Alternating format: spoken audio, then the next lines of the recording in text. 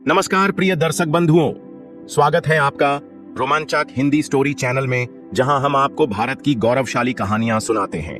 आज हम आपको ले चलेंगे भारत के सबसे वीर योद्धाओं में से एक राजा पृथ्वीराज चौहान की प्रेरणादायक कहानी की ओर। यह केवल एक युद्ध गाथा नहीं, बल्कि प्रेम, सम्मान और वीरता की अनूठी मिसाल है।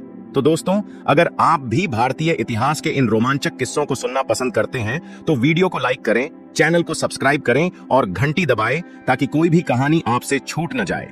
आइए अब शुरू करते हैं यह अद्भुत यात्रा। भारत की वीर भूमि ने कई महान योद्धाओं को जन्म दिया है, लेकिन उनमें से एक नाम जो हमेशा इतिहास के पन्नों में स्वर्ण अक्षरों में लिखा रहेगा, वह है राजा पृथ्वीराज चौहान।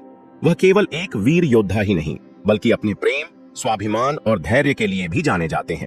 उनकी कहानी हमें सिखाती है कि सच्चा योद्धा वही होता है जो अपने कर्तव्य और सम्मान के लिए किसी भी हद तक जा सकता है। राजा पृथ्वीराज चौहान का जन्म और बचपन।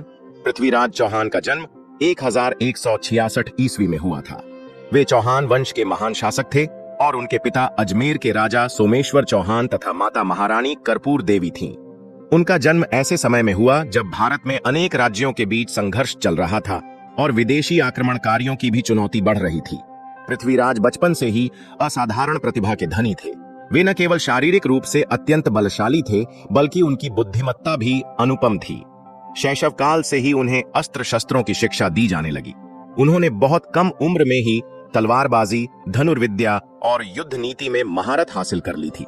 विशेष रूप से उनके पास निशानेबाजी की अद्भुत क्षमता थी, जिससे वे बिना देखे भी लक्ष्य भेदने में सक्षम थे। उनकी वीरता का अंदाजा इस बात से लगाया जा सकता है कि कहा जाता है कि उन्होंने बाल्यकाल में ही जंगल में एक शेर का सामना किया और अपने पराक्रम से उसे मार गिराया। यह घटना उनके साहस, आत्मविश्वास और अद्वितीय युद्ध कौशल को दर्शाती है।